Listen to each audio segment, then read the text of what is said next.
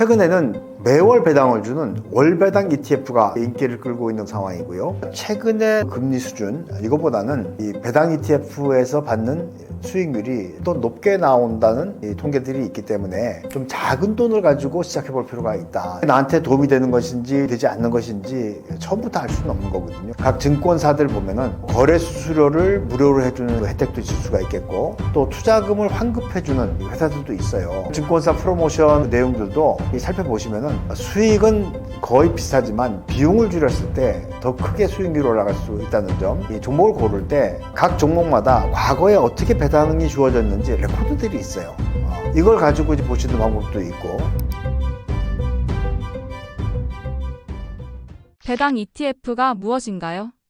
자, 배당 ETF는 배당 성향이 높은 종목들을 편입한 ETF인데요. 여기서 이야기하는 배당 성향이라고 하는 것은 단기 순이익에서 배당금이 차지하는 비중이에요. 기본적으로 기업들이 돈을 벌었을 때 유보하는 것보다는 배당을 많이 해주는 그런 종목들을 가지고 있는 ETF다, 이렇게 보시면 될 것 같고요. 이 배당 ETF는 이제 그 ETF라고 하는 것이 펀드인데 주식과 같은 그런 매매를 하는 거거든요. 근데 주식에 매매할 것 같으면은 사실 시세 차익을 노리는 것이 일반적인데, ETF는 시세 차익보다는 배당을 받는 것이 주목적인 그런 ETF예요. 근데 사실은 보면은 배당이라고 하는 것이 매월 주어지는 그런 배당은 없습니다.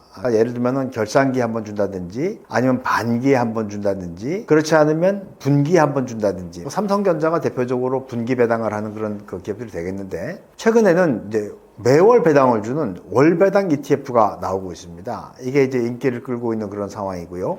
그러면은 배당은 3개월에 한 번, 6개월에 한 번, 내지는 1년에 한 번 주는데, 매월 배당을 주는 것은 이제 어떻게 되는 거냐, 그런 적인 의문이 있을 수가 있겠는데요. 여기엔 조금 어려운 개념이에요. 옵션 전략 중에 커버드 콜 전략이라고 하는 것이 있어요. 예를 들면 이제 옵션은 내가 매도를 하게 되면 매도한 만큼의 프리미엄, 이걸 내가 매월 받게 됩니다. 그러니까 옵션이라고 하는 것이 매월 만기가 돌아오는 그런 상품인데, 커버드 콜, 옵션을 매도함으로써 옵션 프리미엄을 가지고 이제 매월 배당을 주게 되는 거죠. 이제 월배당은 전통적인 의미에서 배당 성향이 높은 그런 그 종목들을 가지고 투자하는 것보다는 옵션이 개입된 그런 전략이기 때문에 이건 고민을 하면서 투자를 하셔야 되는 것이 아닌가 싶은 생각이 듭니다. 배당 ETF가 적금보다 더 좋은 이유는 무엇인가요?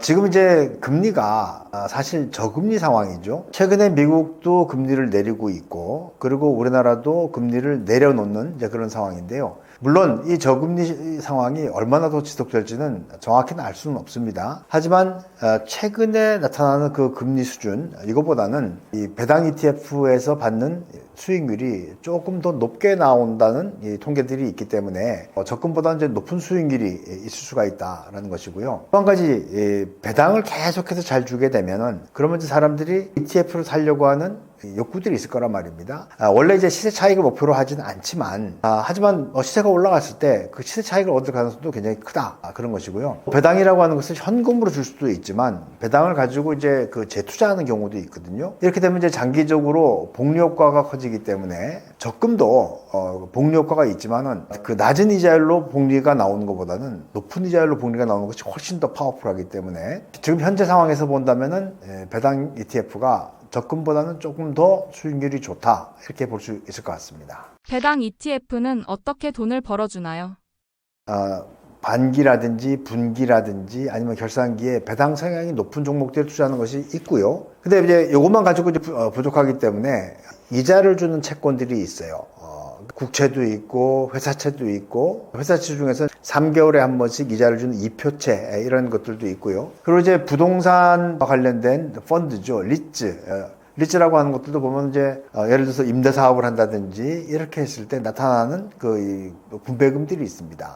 그래서 다양하게 주식이라든지 채권이라든지 리츠라든지 이렇게 분산 투자를 해가지고 거기서 나온 돈들을 가지고 배당을 해주는 그런 경우도 있고, 그리고 옵션을 매도해서 나오는 커버드 콜, 이것으로부터도 돈을 만들 수 있는 것이죠. 그래서 이런 저기 다양한 그 상품들의 조합을 통해서 배당 ETF를 통해서 배당을 지급하고 있다, 이렇게 보시면 될 것 같습니다. 퇴직 후 배당 ETF 투자로 안정적인 수익을 얻을 수 있을까요? 퇴직 후에 투자하는 것에 대해서는 좀 고민을 해야 됩니다. 왜냐하면 이제 퇴직을 하게 되면 내가 기본적인 소득이 있는 분들이라면 모르겠지만 연금으로 생활을 한다든지 하시는 분들은 이제 원금이 보장되는 그런 상품으로 투자하는 것이 맞죠. 그런 점에서 본다면 배당 ETF가 시세가 큰 변화는 없지만 그럼에도 불구하고 이거는 ETF 상품, 펀드 상품이기 때문에 언제든지 원본 손실 가능성이 있다는 겁니다. 그래서 이걸 먼저 잘 알고 계셔야 되겠고요. 만약에 내가 원본 손실을 조금 더 감당하고서라도 높은 수익을 얻고자 하신다면은 최근에 기업들이 주주가치 증대 이런 말씀 들어보셨을 겁니다. 주주가치 증대라고 하는 것은 이제 주가를 올리려고 하는 그런 노력을 이야기하는데 그 중에 첫 번째가 자사주를 매입하는 경우도 있고 두 번째는 배당을 늘리는 경우도 있어요. 이 배당을 늘리는 측면을 가지고 본다면은 배당 ETF가 일단 유리할 수 있다라고 이제 볼 수가 있을 것 같고요. 또 기업들이 최근에 이제 물론 그 수익이 양극화되는 그런 부분들도 있지만 영업이 잘 되는 그런 기업들도 있단 말입니다. 이런 기업들이 수익성이 높아지면은 배당도 증가할 수가 있기 때문에 소득을 늘리는 것도 가능하다라고 이제 볼 수가 있겠고요. 다만 배당 ETF가 예를 들어서 하나밖에 없다. 이러면 이제 집중 투자를 해야 되는데 이건 좀 위험하죠. 하지만 배당 ETF들도 ETF를 만드는 회사들마다 또 종목들이 있기 때문에 배당 ETF도 집중 투자보다는 좀 포트폴리오를 짜서 분산 투자를 해서 투자하는 것이 필요하지 않을까 이렇게 생각이 됩니다. 배당 ETF 투자 시 시작 방법과 주의해야 할 점은 무엇인가요? 채권도 마찬가지고 부동산은 그렇지 않겠죠. 부동산은 워낙 투자할 때 거액의 돈이 들어가니까 ETF나 뭐 배당 ETF도 마찬가지입니다. 뭐든지 처음에 할 때는 좀 작은 돈을 가지고 시작해 볼 필요가 있다 생각이 됩니다. 왜냐하면 나한테 도움이 되는 것인지 도움이 되지 않는 것인지 처음부터 알 수는 없는 거거든요. 그래서 소액으로 출발해보자 이게 기본이고요. 돈을 늘려갈 때도 어떻게 늘리냐면 배당 ETF도 적립식으로 올해 적금 들듯이 매월 뭐 10,000원이면 10,000원, 10만 원이면 10만 원, 아니면 뭐 50만 원, 50만 원 이렇게 적립식으로 적립을 해서 목돈을 만들어가는 과정도 필요하고요. 투자는 수익을 내는 것도 중요하지만 비용을 줄이는 것도 굉장히 중요합니다. 이제 각 증권사들 보면은 거래 수수료를 무료로 해주는 혜택도 있을 수가 있겠고 또 투자금을 환급해주는 혜택이 있는 그런 회사들도 있어요. 그래서 증권사 프로모션 내용들도 여러분들께서 살펴보시면 수익은 거의 비슷하지만 비용을 줄였을 때 더 크게 수익률이 올라갈 수 있다는 이것도 같이 생각해 보시면 좋을 것 같습니다. 나에게 맞는 ETF 종목을 찾는 방법과 현재 추천하시는 ETF 종목은 무엇인지 궁금합니다.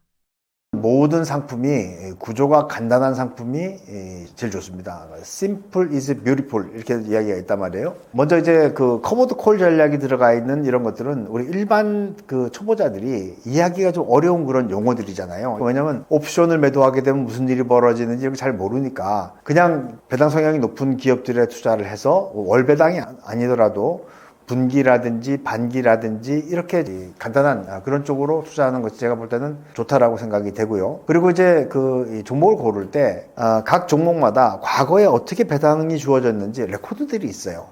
이걸 가지고 이제 보시는 방법도 있고, 그 다음에 또 한 가지, 저는 개인적으로 최근에 이제 미국이나 이런데 저기 ETF들이 또 투자가 가능하잖아요. 그래서 국내의 것만 생각하지 말고 미국에 있는 뭐 배당 주식이라든지 배당 ETF 이런 것들도 같이 한번 찾아보시면 더 좋지 않겠나 생각이 듭니다. 해외 ETF 투자 시 특별히 조심해야 하는 부분은 무엇일까요?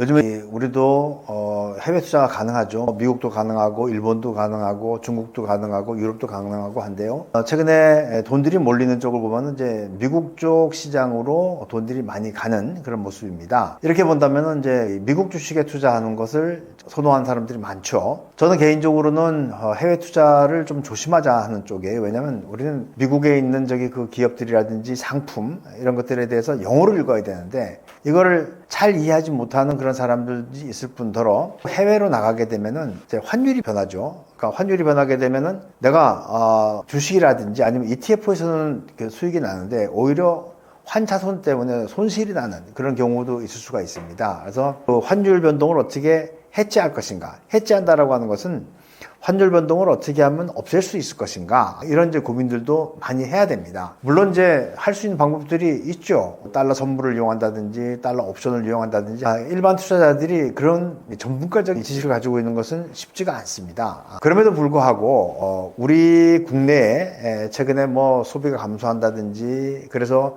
기업들의 실적이 안 좋아진다든지 이걸 가지고 본다면은 해외 ETF라든지 해외 주식을 투자하는 것도 일단은 괜찮다. 하지만 세금 체계가 있어요. 우리는 이제 미국 같은 경우에 250만 원 이상 수익을 내게 되면 그 초과한 부분에 대해서 양도소득세를 또 내야 됩니다. 그런 점들은 좀 조심해 가면서 투자를 해도 될 것 같습니다.